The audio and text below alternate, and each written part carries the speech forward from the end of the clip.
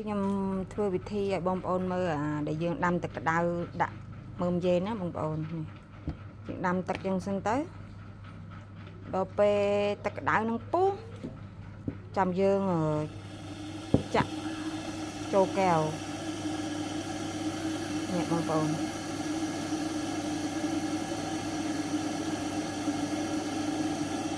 នេះមើមយេននេះដាក់តិចជាងហ្នឹងក៏បានច្រើនជាងហ្នឹងក៏បានតាមដែលយើងហូបអញ្ចឹងណាបើខ្ញុំដាក់ទឹកតែមួយកែវហ្នឹងខ្ញុំដាក់មើមយេនតែប៉ុណ្ណេះឯងដាក់ចឹងទៅ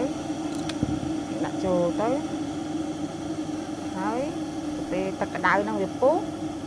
ចាំយើងចាក់ចូលកែវហ្នឹងក្រោយអញ្ចឹងណាបងប្អូននិយាយទៅយើងហូបទៅតិចតិចទៅ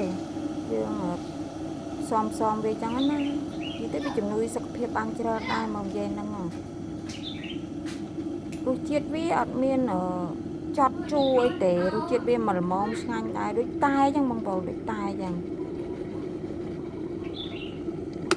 ទឹកក្តៅយើងពុះហើយនេះដាក់ដល់ពេលយើងដាក់ទៅវាឡើងពណ៌វាដូចមើមយេនហ្នឹងនេះពណ៌វាឡើងអញ្ចឹងណាពណ៌វារសជាតិវាអាចទទួលយកបានអញ្ចឹង